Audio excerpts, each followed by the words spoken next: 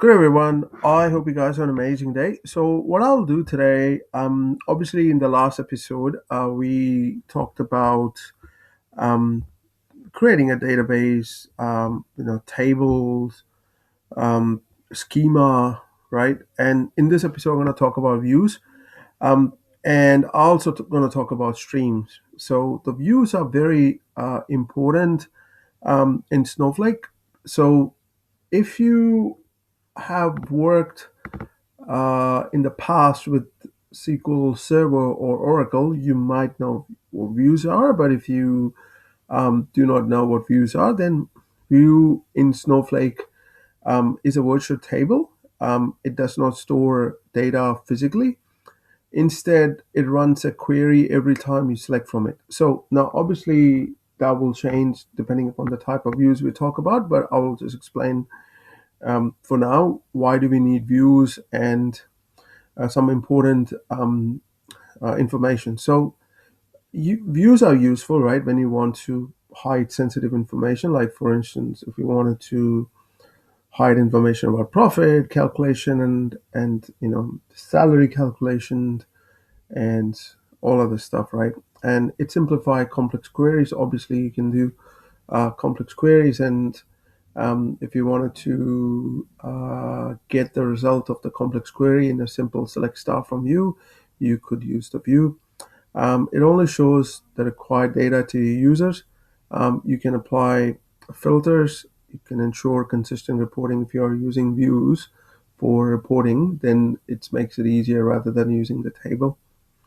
Now, obviously, I'm going to show you how to create a view, right? But before we get into that, I just wanted to talk about the kinds of view which we will encounter in Snowflake. One is a standard view, other one is materialized view, then we have secure view.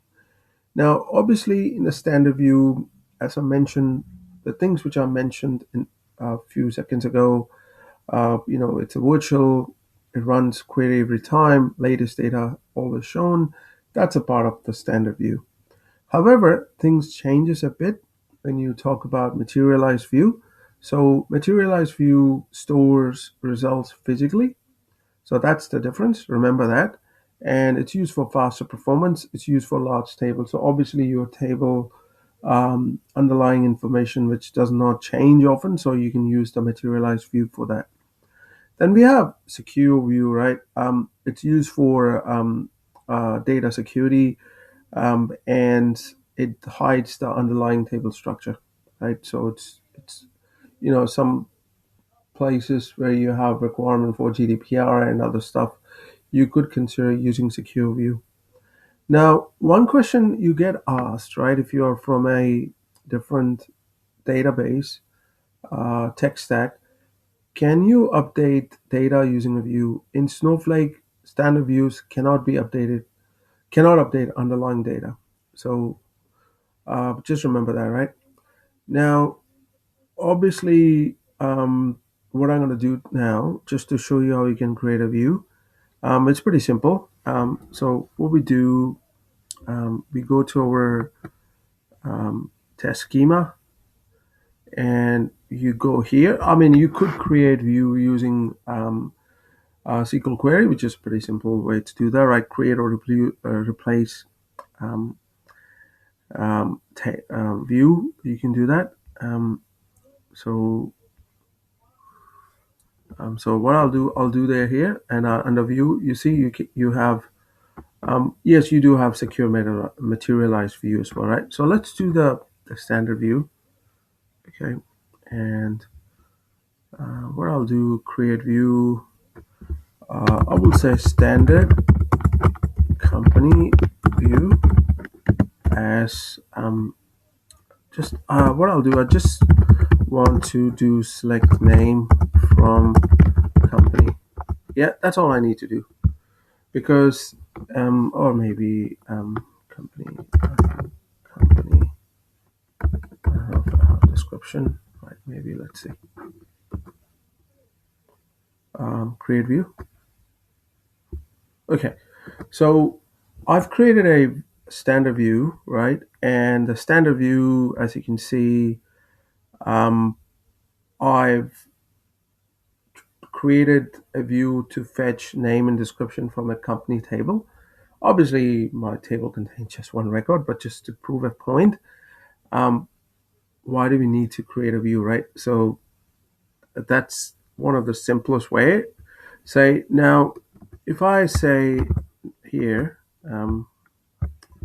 say select star from this one, and if I run this query, sorry, I just what I'll do, I'll just remove this one. Sorry, um, I will cancel this, and I will run SQL file. I use a SQL file.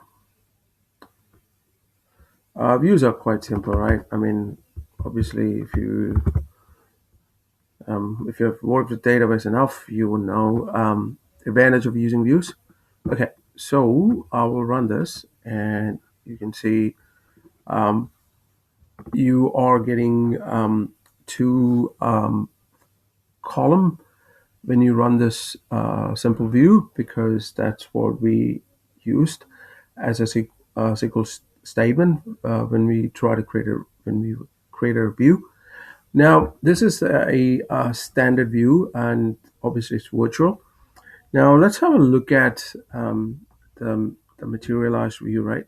So what I'll do, I'll go to the catalog again, and um, I will go here and test game, right? And I will do create view, and obviously I'll do materialized view.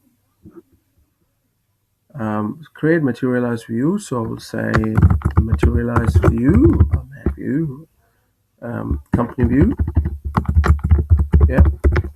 Um, as select statement, I will just say select star from company, yeah. So, yep, let's see if I can create a view. Okay, so you do have now two views, the mat company view. Now let's try to run the statement, and let's see what happens. Obviously, select star from mat company. Obviously, one thing I always recommend to use the right naming convention. Uh, your business might have a certain naming convention when it comes to metadata. For instance, a table name, field names, views, pipes, streams. So yeah,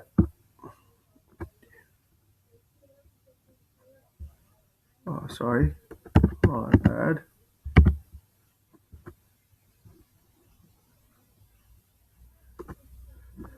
Yeah, so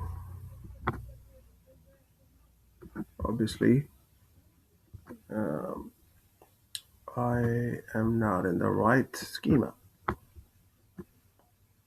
Okay, so it will give you a complete information. So because obviously I did select star from it, and this is how you normally create a materialized view. And obviously, if you look at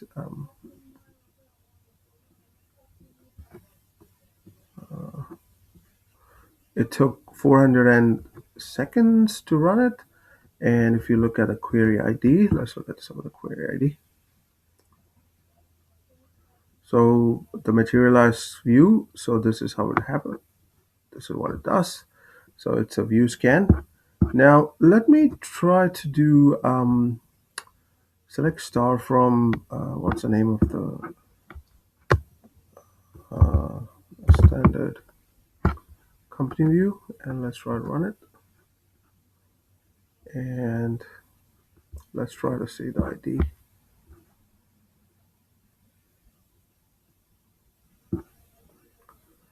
So it just gave you metadata based results, so it's a little bit query telemetry, no trace found.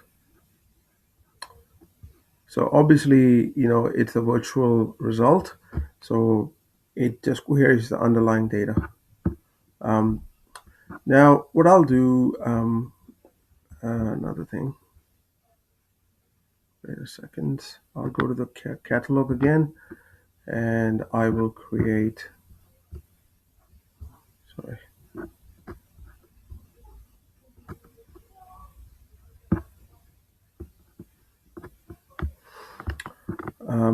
I'll show you how to create a secure view as well. And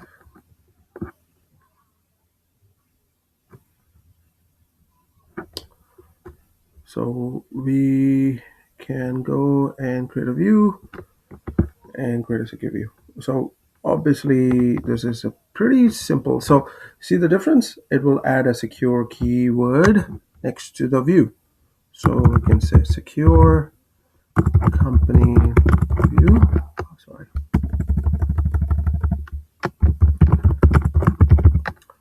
Um, these are quite simple, right? I mean, obviously you might think, this you might already know these things, but I just wanted to make sure I cover it either way.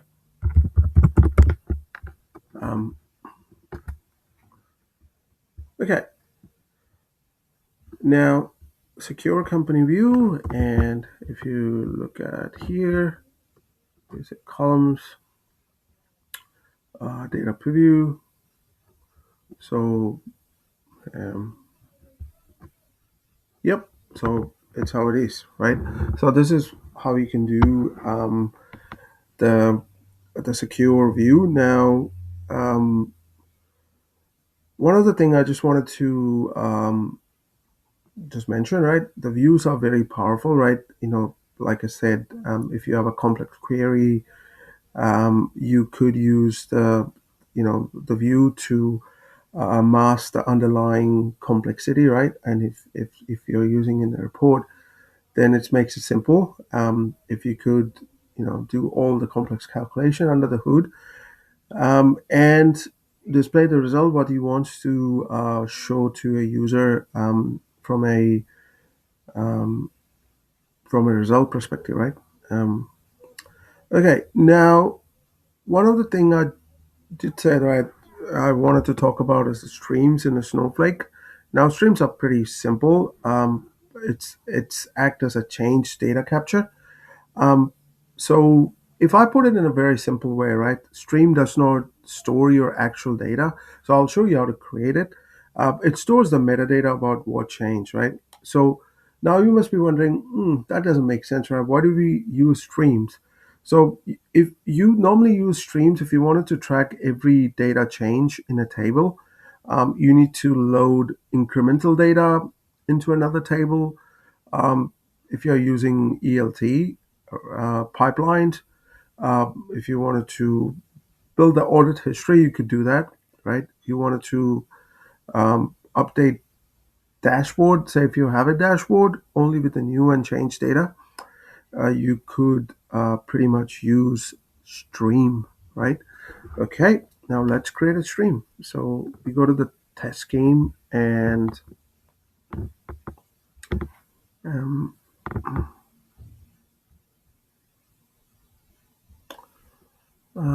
where is the stream? Hang on. So you go to here and create stream. So on table. So one of the things I like about Snowflake, right? It gives you a a sample or a skeleton code, SQL code, and which you can customize it based on your requirement. So I would say on a company. That's all I need, right? Okay, sorry, my bad, my bad. Apologies. I would say company stream. Oh, let's say company audit. It's just an audit table, right? Okay.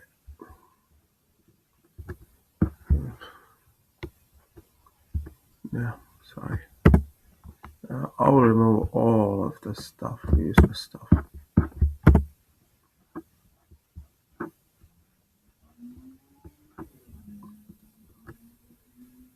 Okay. Right. So I'll cancel it, and I will go here and show you how it works, right? Let's select the right schema, and let me try to run it. Select star from, okay, right. You don't see pretty much anything, right? Because we created a stream on table. It's like an audit table. Let me put that way in simple terms. We haven't done any changes to the table, right? Let me do a change. So update table company set name equals to um, new name data.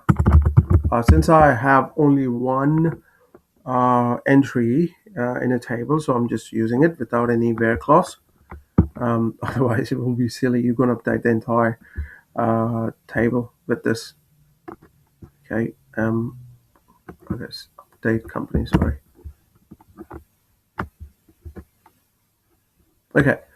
Now we have updated. Now, if I query, select star from company, you can say, see, I got this new name data. Now, obviously, you updated this information, right? Someone needs to know what happened. So all you need to do, select star from a company audit, and you can see, right? It's an old. This is an old value, and you deleted that, and you inserted a new name, right? So that's exactly what it shows. You could see the old value, that is test, the name, the address, the Bitcoin firm, and it's deleted and added a new value. So that's one of the advantage of using a stream. Now you might see that um, the streams are quite popular in ELT pipelines because it gives you delta. So yeah, and for me, the real use case I've seen is audit logs, right? The data lake sync. Um, so even for the event-driven workflows, um, you can use that as well, right? Um, so yeah, and one of the important thing you need to understand, you cannot modify data inside a stream. You can read from it. You modify the base table, right? If you wanted to see the changes, that's how the audit table works. Um, yeah. So that's pretty much it. All I wanted to talk about in today's episode. So we looked at some of the basic how to create a views, right? Three kinds of views. Are pretty simple how you can do using graphical user interface. We also looked at streams, right, which is quite popular and is more commonly used, more than you can anticipate. I've seen lots of use cases. I just wanted to make sure, to make you understand the basics before we trying to do complex queries and all stuff, right? You need to understand the fundamentals. So that's pretty much I wanted to cover in today's episode. Hope you guys have an amazing Tuesday. Adios.